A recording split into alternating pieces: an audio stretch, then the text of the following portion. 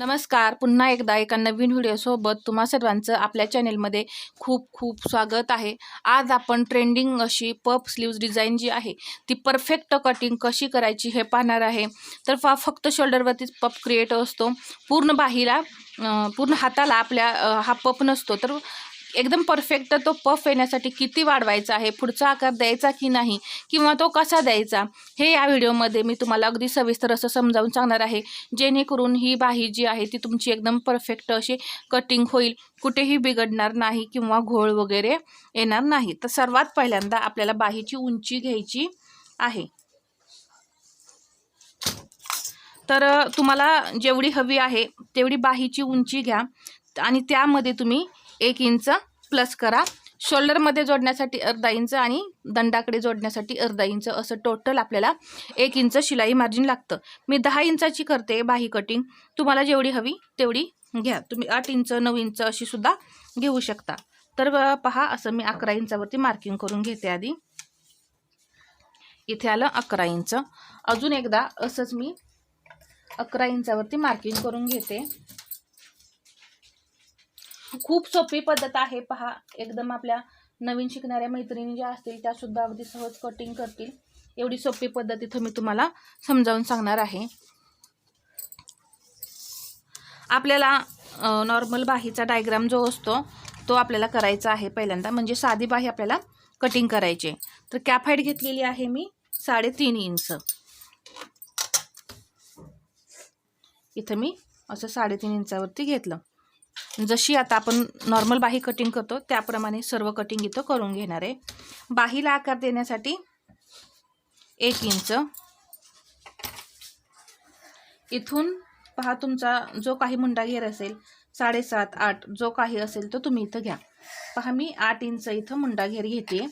मुंडा घेर घेतलेला आहे मी 8 इंच आणि याच्या पुढे हे 1.5 इंच मार्जिन. जर ब्लाऊजमध्ये 2 असेल तर तुम्ही इथं 2 इंच मार्जिन घ्यायचं आहे. आता हा मुंडा घेराचा जो पॉइंट दिला आहे, या मुंडा घेरापासून आपण एक अशी तिरकी लाईन ओढून घेऊया. पहा,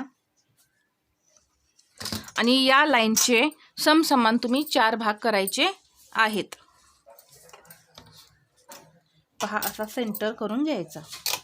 इथे झाला हा सेंटर. तर 2 भाग तयार झाले. पहा, परत आपण इथं या भागाचा असा सेंटर करून घ्यायचा. इथं असा हा सेंटर.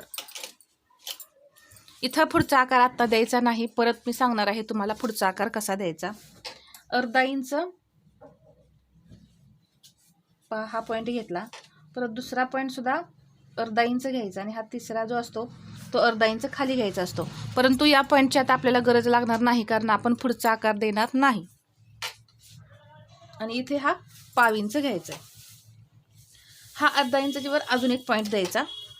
म्हणजे पाठीमागचा आकार देण्यासाठी आपल्याला 1/2 इंचचा इथं पॉईंट लागतो.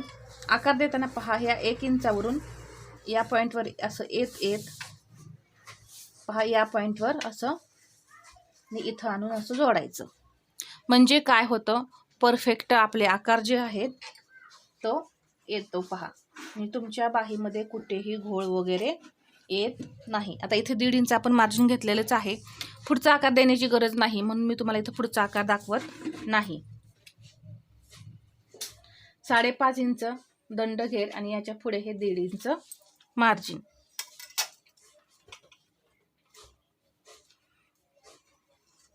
आणि हे असे पॉईंट जोडून घ्यायचे. इथं हे मी पॉईंट जोडून घेतले आणि हे असं अर्धा इंच डाऊन करायचं. प्रत्येक बाहीमध्ये पहा, हे अर्धा इंच डाऊन करायचंच आहे. हे झालं आपलं नॉर्मल बाहीचं कटिंग. मुंडा घेर घेतलेला आहे आपण 8.5 इंच. दंड घेर आहे 5.5 आणि मार्जिन आपलं 1.5 इंच आहे. बाहीची उंची इथं मी सांगितलेली आहे 10 इंच. आता पफ क्रिएट करायचं आहे. जर तुम्हाला नॉर्मल पफ क्रिएट करायचा असेल, पहा इथे, तर तुम्ही 3.5 इंच घ्यायचं आहे. जर तुम्हाला याच्यापेक्षा खूप मोठा पफ हवा असेल तर तुम्ही 5 ते 6 इंचापर्यंत इथं ही जी उंची आहे पफसाठी वाढवू शकता. जेवढी तुम्ही उंची वाढवाल तेवढा मोठा पफ क्रिएट होणार आहे आणि तेवढ्या चुन्या जास्त येणार आहेत. तर त्यासाठी मी तुम्हाला इथं सांगितलं, जर नॉर्मल तुम्ही इथं वाढवणार असाल तर 3.5 इंचच वाढवा.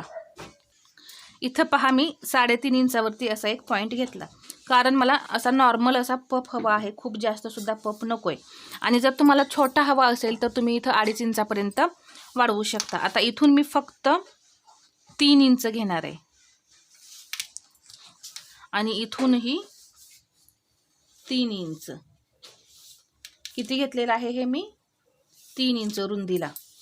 आणि असं एक बॉक्स तयार करायचं आहे. पहा या पद्धतीने तयार केल्यानंतर हा जो काही भाग आहे, आता हे आपण 3 इंच वाढवले, त्याचा सेंटर करायचा असा, आणि याचा सुद्धा सेंटर. आणि इथून जवळपास 2.5 इंचापर्यंत यायचं. पहा किती घेतलं मी? 2.5 इंच. आणि हा आकार कसा द्यायचा हे तुम्हाला मी सांगते. पहा इथून असा, किंवा याचा सेंटर नाही केला तर चालेल, डायरेक्ट तुम्ही असं हा आकार जो आहे तो इथं आणून पहा असा या पद्धतीने असा द्यायचा आहे. खूप बाहेरून देऊ नका, नाहीतर काय होतं, पहा इथं पप आपण जेव्हा क्रिएट करतो त्यावेळेस इथल्या साईडला इथे थोडंसं बाही लूज पडल्यासारखी होते, म्हणून रुंदीला जास्त घेऊ नका, म्हणजे पप तिथल्या तिथेच आपला उभा राहील. तर हा झाला आपला पाठीमागचा आकार. आता पुढचा आकार देण्यासाठी काय करायचं आहे, इथून हा मुंडा घेर जो आहे इथपर्यंत किती येते? 9.5 इंच येते. तर त्याचा आपल्याला असा सेंटर करायचा आहे. पहा मी असा सेंटर तयार केला आणि इथून फक्त 1/2 इंच घ्यायचं. पहा 1/2 इंच घेतलं आणि फक्त हा आकार जो आहे तो असा या पद्धतीने इथे आणून असा द्यायचा. एवढा छोटासाच आकार जो आहे तो आपल्याला कट करून काढायचा आहे, परंतु आपल्याला कट करायचाच आहे, ते तसंच ठेवायचं नाही.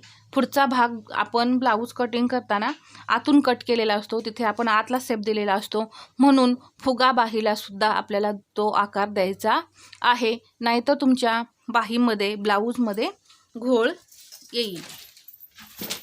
तर इथं मी तुम्हाला ही बाही जी आहे ती परफेक्ट कटिंग कशी करायची हे सांगितलं. आता चुन्या स्टार्ट कुठून करायच्या?